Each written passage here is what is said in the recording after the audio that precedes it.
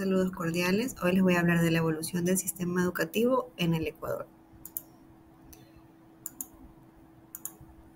Antes de hablar del sistema educativo, debemos hacer un recorrido por las etapas que han atravesado la educación, desde los orígenes del hombre hasta nuestros días. Es conveniente definir la educación como un proceso que el hombre inicia desde su propio nacimiento. Puede ser conceptualizada desde distintos enfoques, ya sea psicológico, social, personal, institucional, etc. La educación consiste en preparación y formación para inquirir y buscar con sabiduría e inteligencia, aumentar el saber, dar sagacidad al pensamiento, aprender de la experiencia y aprender de otros.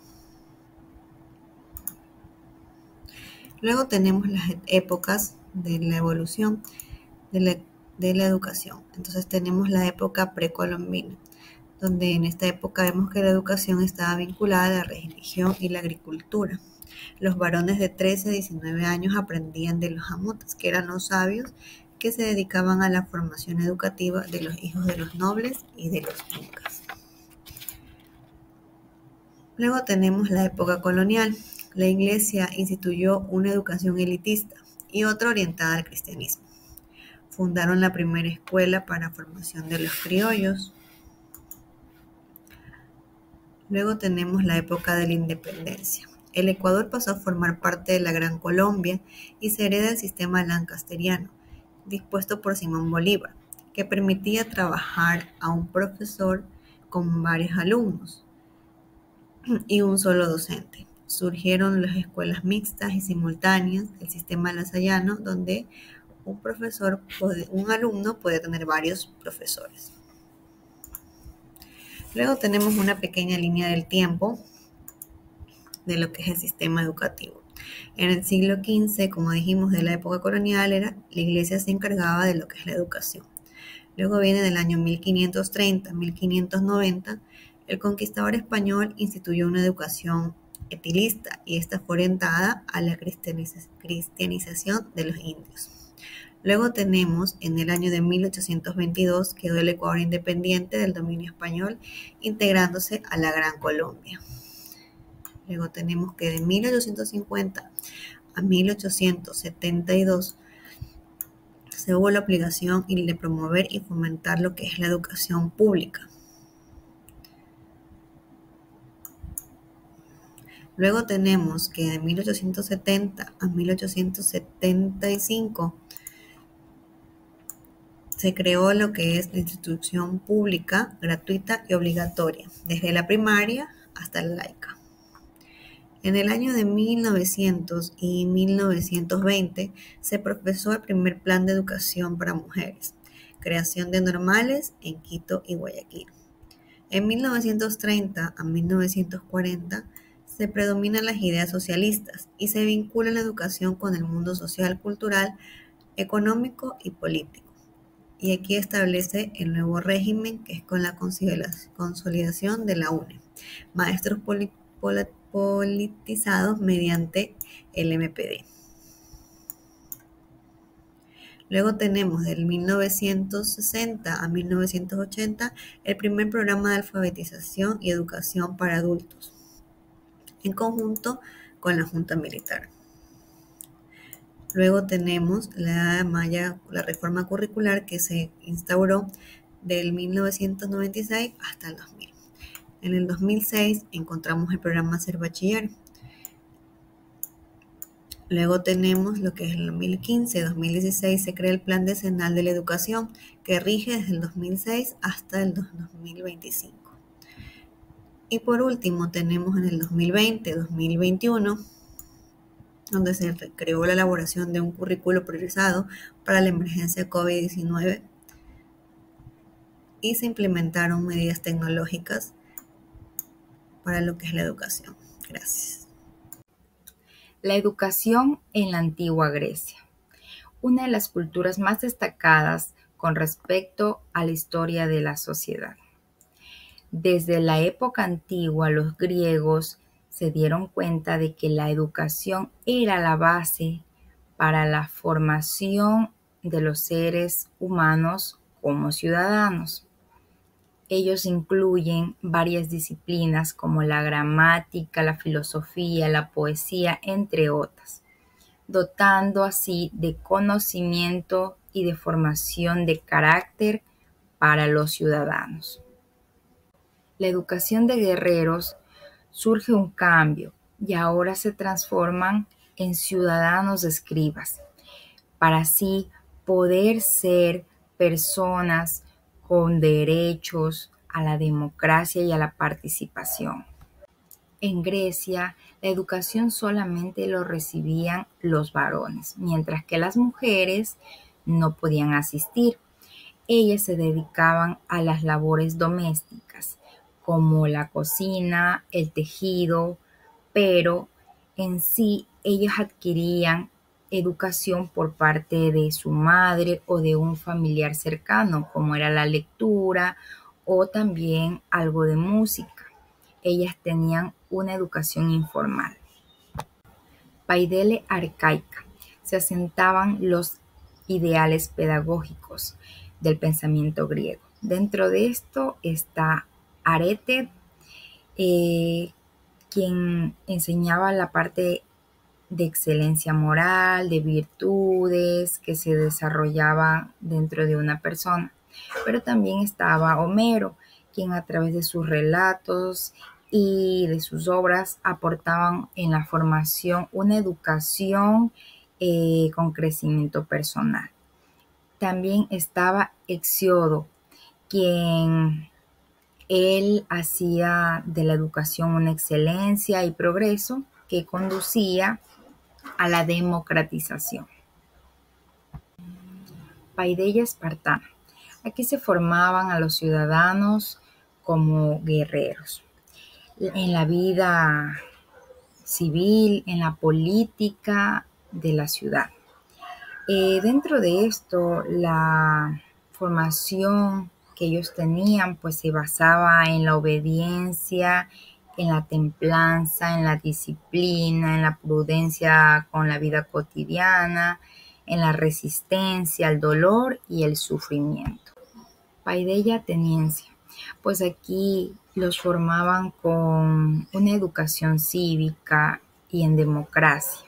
Los ciudadanos se preparaban de una forma física, espiritual, cultural, con virtudes, con una mentalidad de servir a la sociedad.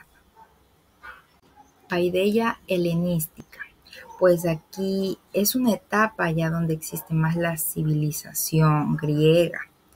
Ya hay una formación completa porque hay metodologías de enseñanza, ya existe una sistematización de escolar, hay preparación física donde aprenden boxeo, gimnasia, también existe la formación musical, entre otras.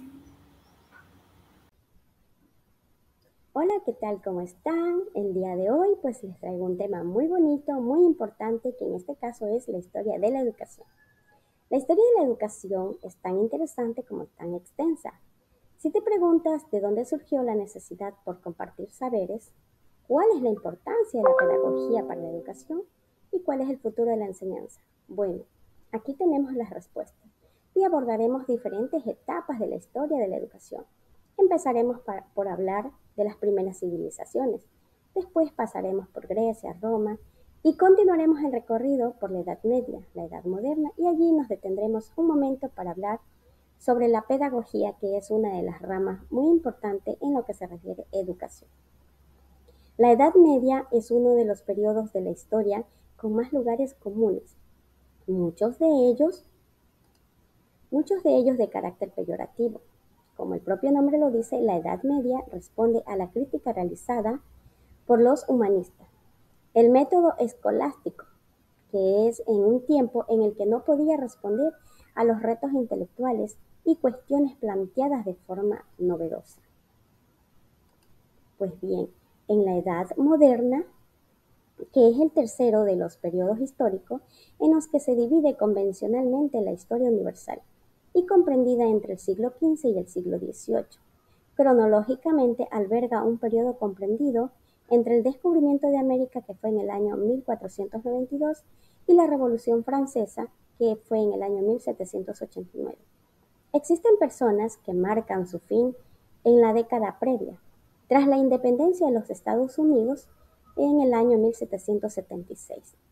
En esta convención, pues la Edad Media se corresponde al periodo en el que se destacan los valores de la modernidad. Es decir, que finalmente llegaremos a la educación contemporánea. En esta sesión conoceremos la importancia de la educación virtual y algunos retos que se vienen para el futuro. Asimismo, contamos con los antecedentes de la educación. En esta etapa, que fue la época en que nuestros antecesores cazaban y buscaban diferentes herramientas para sobrevivir, la parte que posiblemente no conoces de esta historia es que tras varios años se dieron cuenta de que al unirse colectivamente para acechar a las presas, las posibilidades de cazar exitosamente aumentaban, por lo que ya no eran las personas más fuertes las que lograban cazar, sino las más inteligentes y las que trabajaban en equipo. Es decir, una vez aprendidas las técnicas para cazar y elaborar herramientas, se empezaron a compartir estas lecciones dentro de los diferentes grupos, hasta convertirse en miles de años donde fue pues estas civilizaciones estructuradas y organizadas. Así que, como ves, este fue un pilar o una base no solo para la revolución, sino también para dar apertura a la historia de la educación. Pues es así que la educación en la antigüedad nos dice pues que para ese entonces estaban fuertemente jerarquizadas, lo que quiere decir básicamente que todo dependía del rol de cada persona que ejercía dentro de la sociedad. Hito de la educación en la Edad Media y el Renacimiento. En la época del Renacimiento, en los siglos XV y XVI, las escuelas de esta época trataban de formar una persona armoniosamente desarrollada y libre, capaz de influir positivamente en la sociedad. Por primera vez, los maestros trataban de diversificar el proceso educativo y variarlo con el juego. Esto se hace con el fin de interesar al niño y demostrarle cómo se puede aplicar los conocimientos adquiridos en la vida real. El conocimiento de cada cosa se basa en Dios. Educar significa acercar el corazón del estudiante en una situación del presente para llevarlo más allá hacia su futuro como persona y miembro de una comunidad. Edad Media. La educación con amor evita el castigo. Cada uno llevamos el conocimiento dentro de nosotros. La educación se caracterizó por ser un proceso exclusivo para ciertos sectores de la sociedad, principalmente la nobleza y el clero. Los métodos de enseñanza se centraban en la memorización de textos y la repetición de los mismos y se basaban en la filosofía y la teología cristiana. Se caracterizó por ser un proceso exclusivo para ciertos sectores de la sociedad. Esta forma de educación se desarrolló en un contexto histórico en el que el conocimiento y la cultura estaban monopolizados por la iglesia y la aristocracia, y donde la mayoría de la población eran analfabetos. Sin embargo, a pesar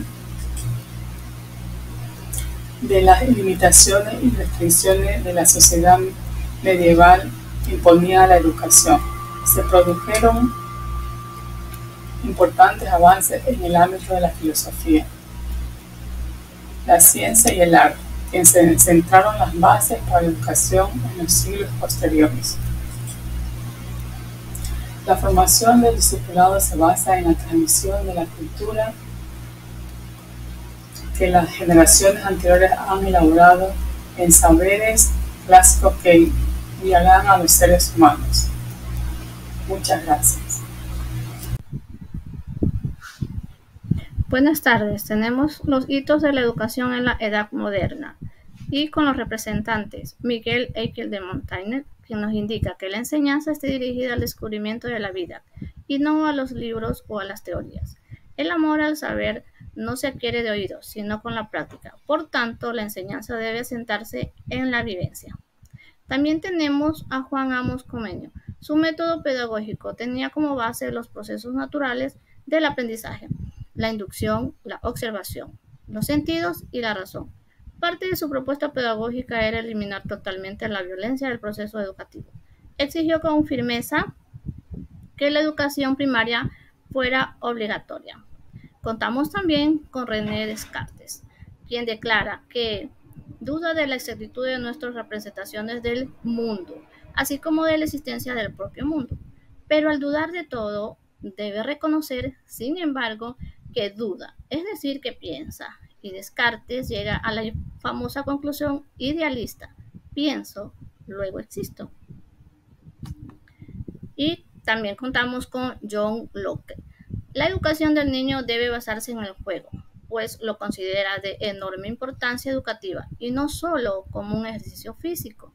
El juego enseña a medir las propias fuerzas, a dominarse, a actuar con provecho sobre el mundo externo. Y tenemos también a Jean Rousse. Considera la primera educación la más importante. El niño es el centro de la educación, ya que la infancia es aún desconocida. Además, el niño no tiene la noción de tiempo y espacio. También tenemos los hitos de la educación en la época contemporánea, con sus representantes, que son Joan Pestalozzi. Creía que a los niños no se les debe proporcionar conocimientos ya construidos, sino la oportunidad de aprender sobre sí mismos mediante la actividad personal. Y también contamos con María Montessori. Preparó un ambiente limpio, espacioso, luminoso y trajo materiales que había utilizado en sus trabajos de psicología experimental para observar la reacción de los niños. En base a estas observaciones, desarrolló nuevos materiales. Gradualmente observó la transformación de esos niños.